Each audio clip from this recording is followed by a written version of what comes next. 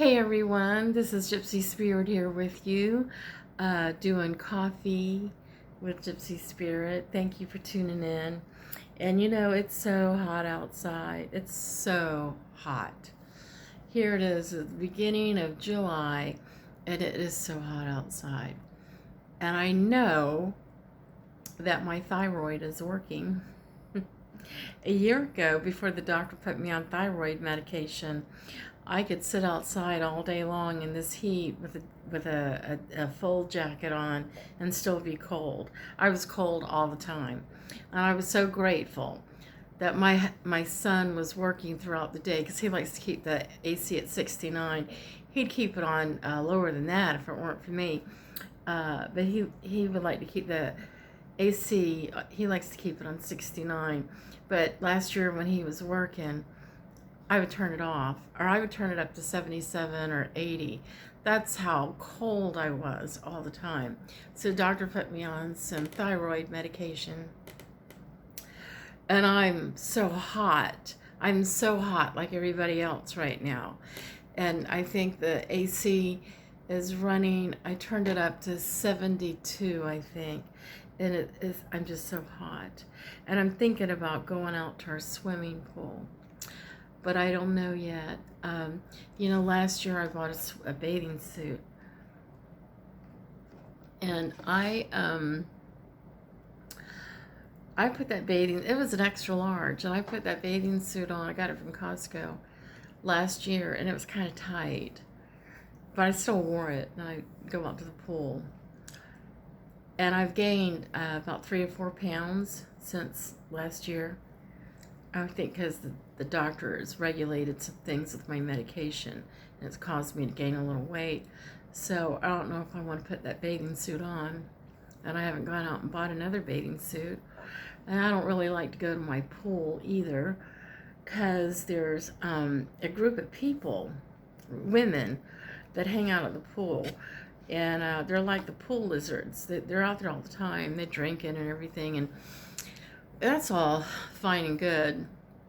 And they're all very nice to me.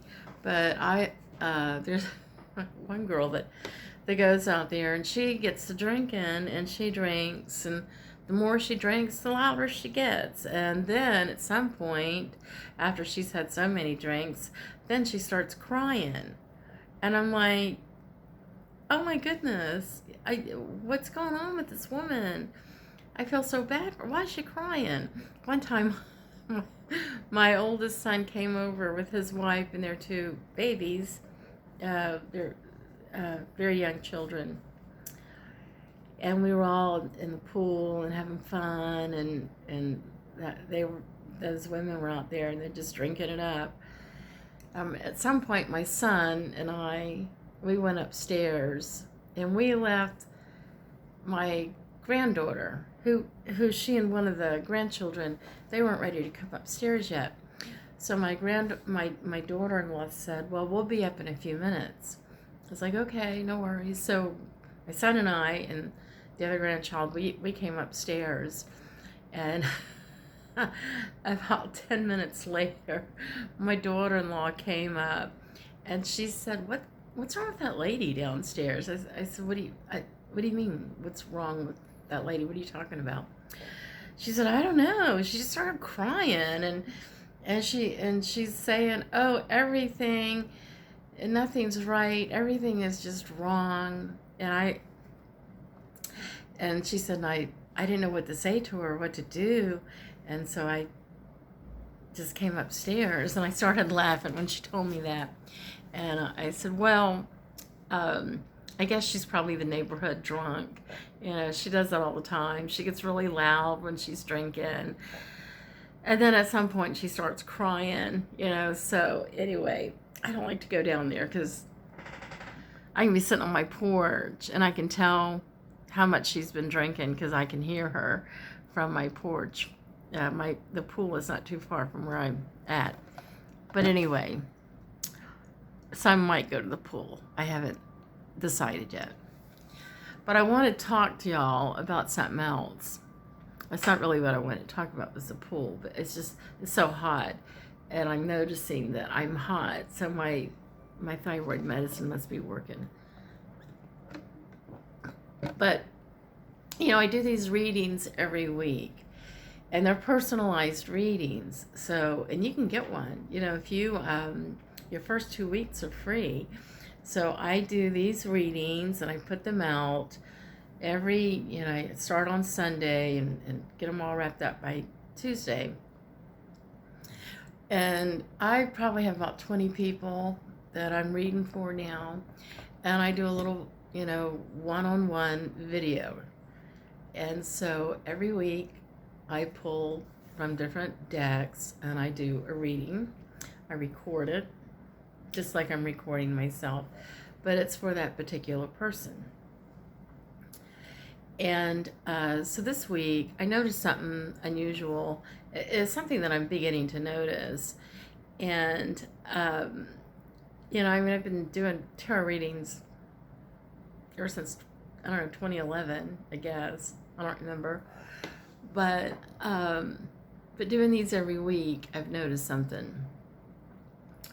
And everybody's story is different. Everybody has their own journey, their own path that they follow, that they're on. We all do. But in doing these readings, it's like a lot of the readings they like coincide. I mean, each reading is kind of similar. So this is what I've discovered this week and even last week. And I noticed this, I want to say in November, the spirit guides came and told me that there was going to be massive change in 2025. That people were going to start making a shifting. The energy was going to start shifting. And I was at my dad. He died 2 years ago, and he worked for the railroad. He worked for the railroad as long as I can remember. I don't ever know of him ever working for any other job. I think my mom told me that like around the time I was born or before I was born, he was working. I guess he was trying to sell insurance. I don't know, but he's always been with the railroad. He retired from the railroad. And I was invited to this event, and I don't do events anymore. I do them, but I'm very, very selective. And so there was this event going on. I want to say this was about 2 months ago, maybe 3 months ago. But there was an event going on. It was going to be on a Friday night, and it was going to start at 7 in the evening and end at 2 o'clock. And they had actually, the people that were putting it was a spiritual event. And there was going to be a lot of music, a lot of vendors and everything. And a lot of the vendors were like on the outside, but they had me and a Reiki master and a massage therapist under like this big, kind of like a mechanic's garage is what it looked like. It was all cement and everything, and it was huge. It's probably about 2 or 3 times the size of my apartment, but it was huge.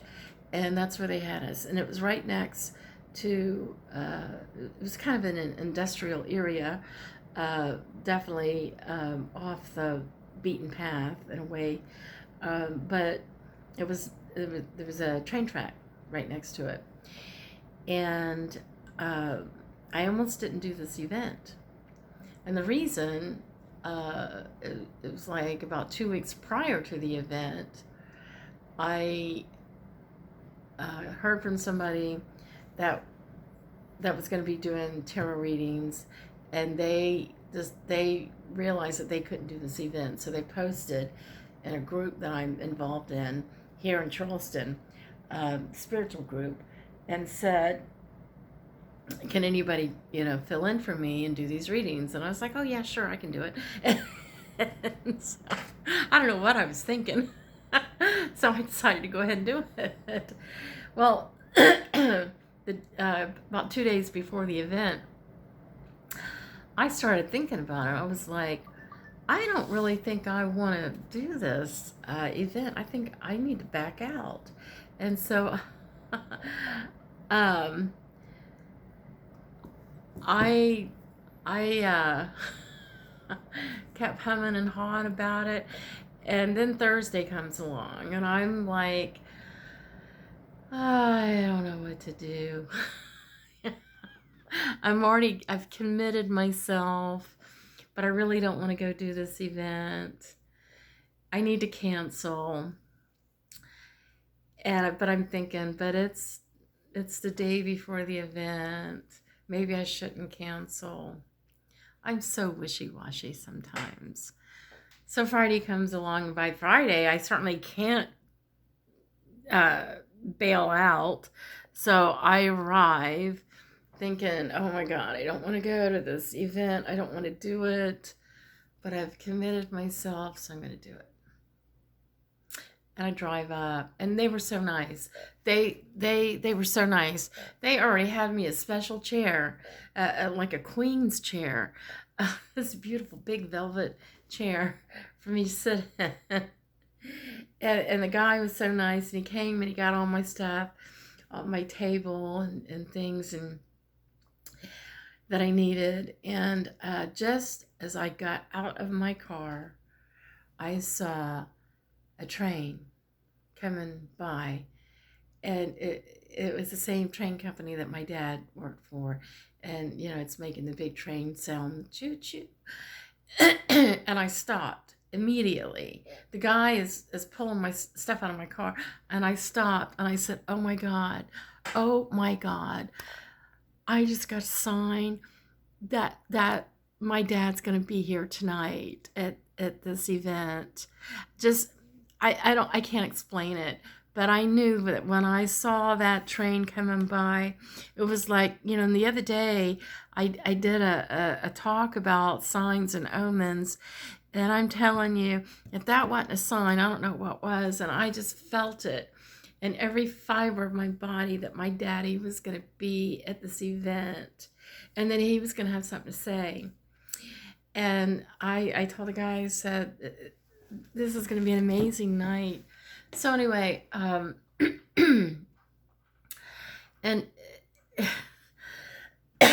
so they had me and several other, like I said, the Reiki person and the massage person, and I had me a little massage because I always got back troubles, and so they had me sitting in this chair, and they were going to do a sound bath session and also meditation.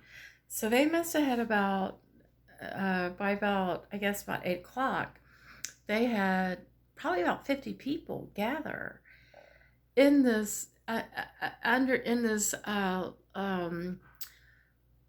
building, if you will. I mean, it was open on 2 sides, and you had 2 walls. Like I said, it looked like a mechanic's open garage, like where you drive your car up into the garage and then you drive your car out. It looked like that. But they had us all under the cement, the building, and there must have been about 50 of us, and they started doing this guided meditation. And I will never forget, it was real windy. It was so windy because there was a storm brewing, and it was real windy. And even while they were doing breath work, and they were going to take everybody into guided meditation. But as they're doing the breath work, the wind was so intense.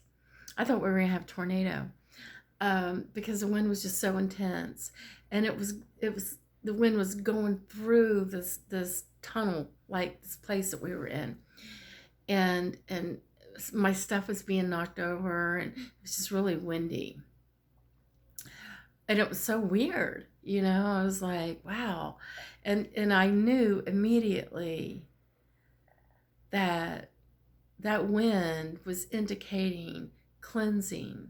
All these people were doing all this breath work. Most everybody was either sitting on the floor or laying on the floor on mats or whatever, and they were doing this breath work, and I felt that there was energy that they were releasing that was toxic.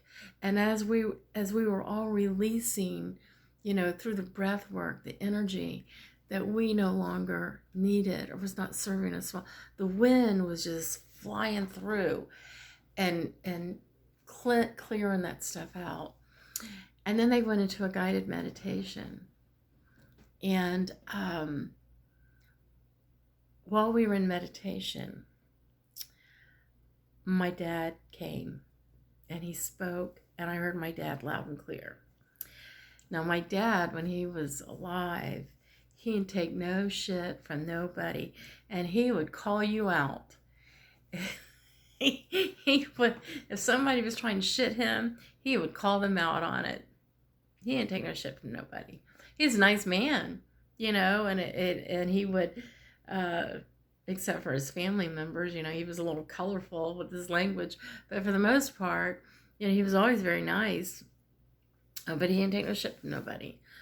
And I heard my dad say that it is time for us to own our own shit.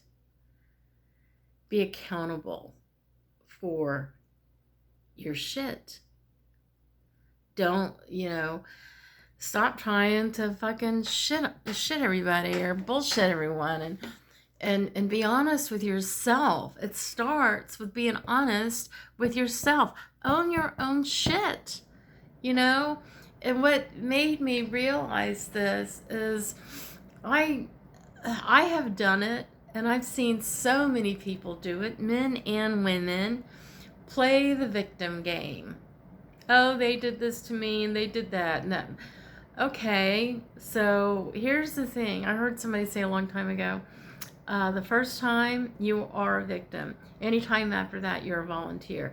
So listen, if you have been in a relationship and that person has done you dirty, or it could be a business, you know, it could be a job or something. It doesn't have to be a relationship. It could be friendship, job, romantic relationship, whatever. And somebody is you know, narcissistic or treating you badly or doing something that is not right, and you stay in it, you continue to be around this person, that's on you. That's not on the person, because they were messed up even before you met them.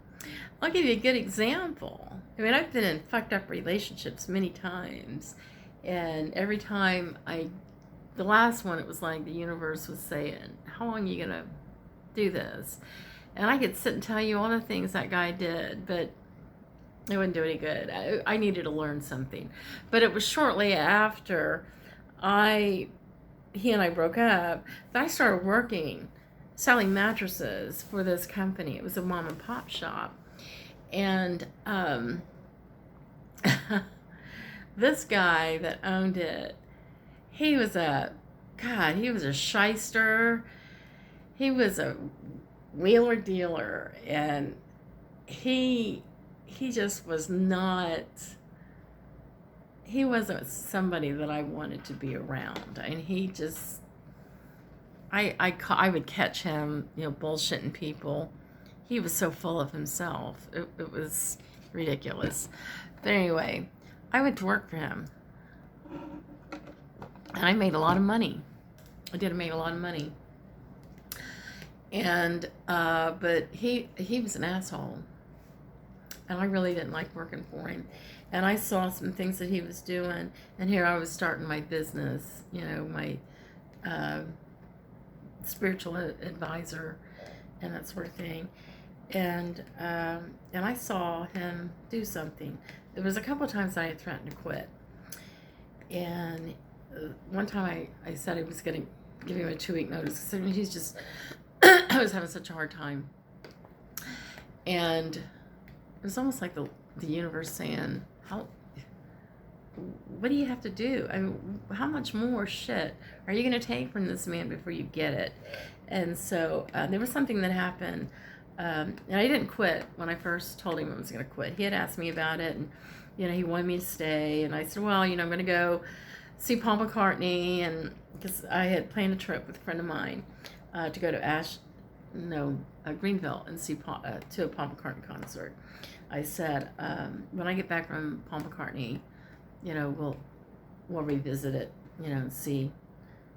And I did tell him, I said, if Ringo happens to show up as a surprise guest at the Paul McCartney concert, I probably won't be back because I'll probably run off with Ringo. I've always loved Ringo Starr. So anyway, Ringo wasn't at the concert. But anyway, I came back and I decided to stay. We had a talk, and I said, well, okay, I'll stay. Well, then it wasn't long, like, I don't know, 2-3 months later, he did something that was so horrible to an elderly person. He thought it was okay to rip them off by $500, and and I called it out. I actually let the elderly person know, wait a minute, something's not right here. And this person was living in a nursing home, not a nursing home, but like one of those what do you call it, like assisted living places. And so when I was talking to her on the telephone, and she was talking about her mattress and some of the issues or whatever, I was like, wait a minute, you ordered this mattress, but you were overcharged by $500. And the person said to me, I didn't say anything, but I thought something was not right. So people are not as dumb as some others, like this guy, thought they are. And so when I had a conversation with the owner, my boss, and I told him what was going on, he got mad with me for calling it out and for letting this woman know, oh, you've overpaid us by $500. We need to reimburse you that money. This owner of this business got mad with me for sticking up for the customer and looking after the customer and letting her know that we owed her $500.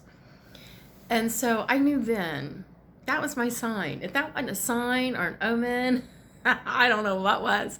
Because here I was, also like starting my spiritual counseling business. A lot of my clients call me a spiritual therapist. But anyway, I thought, this isn't going to work. I cannot be tangled up with this man and be having this business at the same time. It's like, it's not going to work. So I quit, and I was done. But I could go on all day long and talk about some of the shit that this guy did to me, but I was the one that stayed on the job. I mean, I had so many signs for so long that I needed to leave. So I'm the one that needs to own up to the shit. This is where I'm going with my dad. I'm the one that needs to own up to that, because I stayed in the business relationship with this person when I knew better.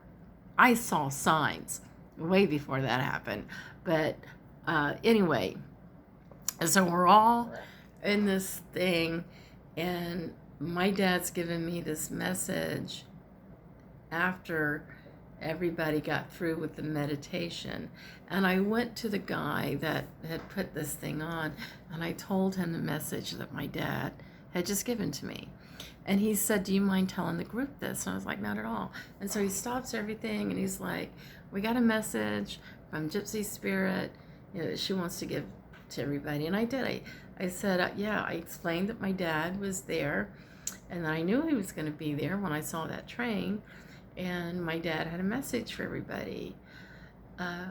We need to own our own shit. So if you've been in a relationship or something, and you were hurt, or they did you dirty, and you chose to stay in the relationship, honey, that is on you. That is not on the other person. Their karma will catch up to them. Don't worry about it. I promise you, their karma will catch up with them. You got to focus on yourself, where you're at. And so I'm telling you, like right after I gave that message, they started doing, of course, the meditation part of it was over. And so then they went into the sound bath. And there was a very lovely lady in the middle of the group with all her sound bowls and everything. And it was so beautiful. But after I gave that message, after the wind blew, it rained. It rained cats and dogs. I mean, it just rained so hard. Some of the rain was even coming inside the little passageway that we were in. And it rained and rained and rained during the whole time of that sound bath. Everybody was clearing out their shit. Everybody was cleansing, clearing out their shit. And the wind and the rain was just washing it all away. And after the sound bath, the rain stopped. And the clouds cleared up, and it was beautiful. It was such a magical night. I was so glad that I stayed, even though I didn't get home till like 3:30 in the morning, and I had to go do a bridal party the next day at 12 in the afternoon. So, but anyway, so that was back, well, that event was about 3 months ago, but in November, I was trying to figure out what I was going to do about my business and where I was going to take it. And I heard universe, or my spirit guides, tell me there's going to be a massive change. People are going to change. There's going to be a new energy or something that's going to happen. And I was like, okay. And so I myself got very selective. It was like, okay, I only want to work with people that are willing or who want to make changes in their lives. You know, I'm not the kind of tarot reader that somebody can call me up and ask me, you know, to do like a one question or whatever. I do a little 15-minute reading. They want to know about their boyfriend or somebody that they dated years and years ago, and they want to know, you know, if that guy is still thinking about them. I don't have time for that, and I'm not a mind reader, and and I just think it's stupid.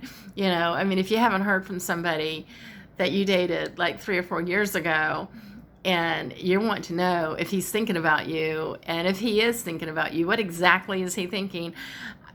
Don't come to me and pay me $130 for that. Your best friend can tell you the answer to that. You don't need somebody like me to help you with that. Actually, you need somebody like me to help you move forward and get over it.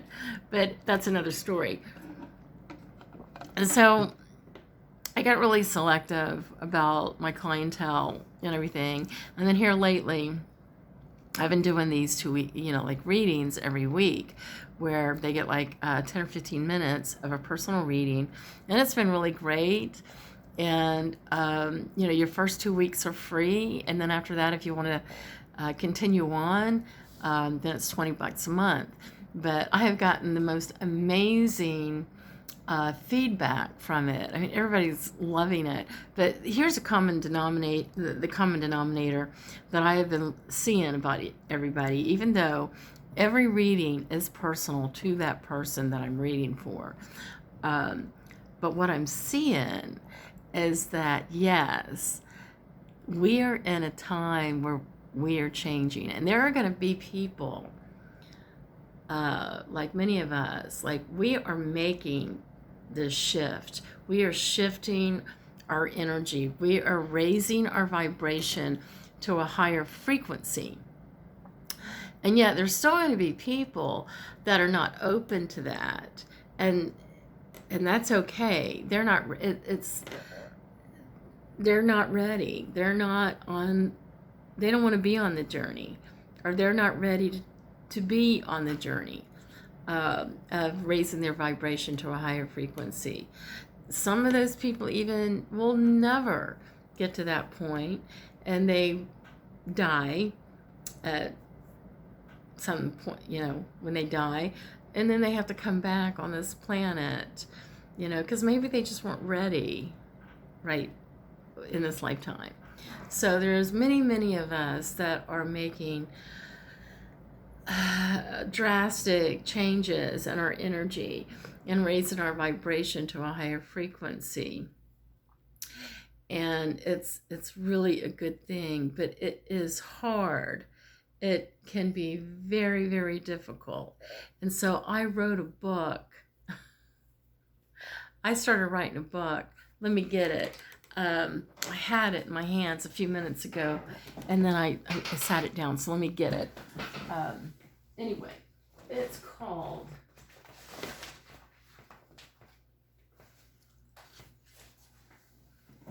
this book. It's called Welcome to the Fucking World. And it's about living a peaceful, happy life in a chaotic world. And honestly,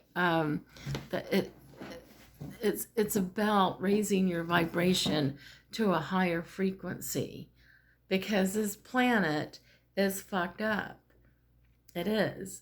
And the only way to live on this planet and be happy and survive the planet is when you bring your physical and your spiritual world together and mesh it. But a lot of people, they're like, how do you do that?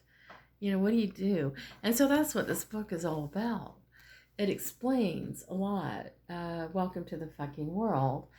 And, a lot of it, to be honest with you, is my own personal story, how I got started in this. But, I talk about chakras and synchronicity and all kinds of things. And if you're interested in this book, actually, I have it. I will have a link to it, how you can get it from Amazon, in the description. And also, like I said, I offer weekly tarot readings, or weekly readings. It's not just all tarot. It's oracle cards too. And if you would like to have 2 weeks of a trial, please let me know. My information will be in the description box, and you just text me, and we'll go from there. And I'll tell you how to do that. But in the meantime, I appreciate you being with me today while I was having coffee. And I have a lot of work to do because I got a newsletter I got to get out. It was supposed to be out yesterday, and I didn't get it done.